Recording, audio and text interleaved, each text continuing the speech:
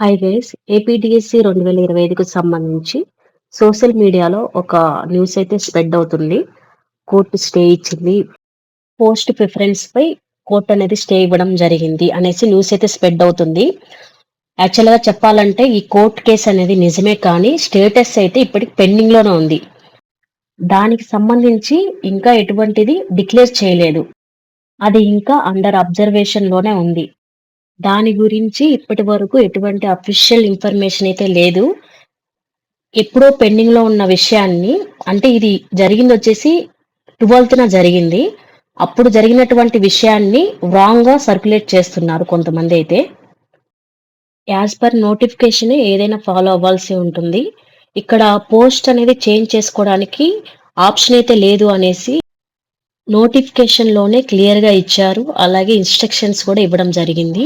ఒక అభ్యర్థి తాను ఎంపిక చేసుకున్న మొదటి పోస్ట్ ప్రాధాన్యతకు ఎంపిక కాకపోతే అతని పేరు రెండవ ఆప్షన్ కు బదిలీ అవుతుంది. అది కూడా రాకపోతే మూడవ ఆప్షన్ కు బదిలీ అవుతుంది.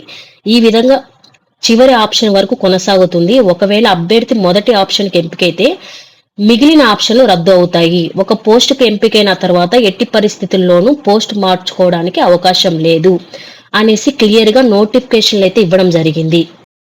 జోన్ ఆఫ్ కన్సిడర్ ప్రకారమే కాల్ లెటర్స్ అయితే రావడం జరిగింది. కాల్ లెటర్స్ రాకముందే ఏదైనా ఎడిట్ ఆప్షన్ ఇచ్చేవాళ్ళు.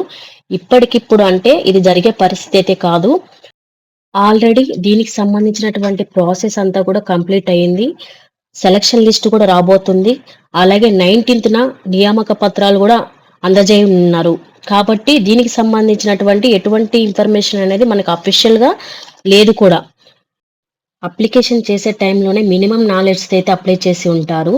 పోస్టులు ఎక్కువ చూసుకొని పెట్టుకొని ఉంటారు. ఇప్పుడేమో మంచి ర్యాంక్ వచ్చింది అనేసి చేంజ్ కావాలని అడగడం, వీటన్నిటిని కూడా కోర్టు అయితే పరిశీలిస్తుంది. ఎందుకంటే ఈ ఆప్షన్ అనేది చేంజ్ చేస్తే అదర్ పీపుల్ అయితే ఎఫెక్ట్ అవుతారు. అలాగే వీళ్ళకి ఎస్ఏ వస్తుందో రాదో అనే కన్ఫ్యూజన్ లో మిస్టేక్ లో పెట్టినామన్నా అది కోర్టు అయితే తీసుకోదు. ఎందుకంటే మినిమం నాలెడ్జ్ తో అయితే అప్లై చేయడం జరిగింటది. పోస్టులు ఎక్కువ చూసుకొని ఫస్ట్ ఒకటి లేదా అంతకన్నా ఎక్కువ పోస్టులు రాసి అన్నిటికీ సెలెక్ట్ అయి ఉంటే ఓకే, వాళ్ళ యొక్క పరిస్థితి ఇలా ఉంది, మేము పోస్ట్ ప్రిఫరెన్స్ చేంజ్ చేసుకోవాలి అని. మరి ఓన్లీ ఎస్ఏ పోస్ట్కే రాసిన వాళ్ళ పరిస్థితి ఏంటి? వాళ్ళ గురించి కూడా ఆలోచించాలి కదా. ఇవన్నీ కూడా కన్సిడర్ చేస్తారు గవర్నమెంట్. వీటన్నిటిని పరిగణనలోకి తీసుకొనే మనకి ఫైనల్ లిస్ట్ కూడా రాబోతుంది.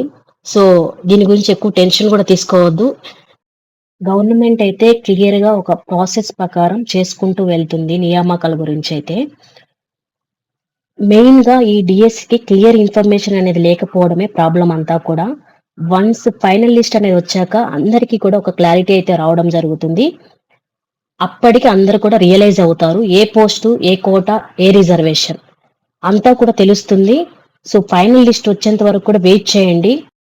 ఇది ఇప్పటి వరకు ఉన్నటువంటి సమాచారం. ఏదైనా అప్డేట్ కనుక ఉంటే నేను తెలియజేస్తాను. Thank you guys.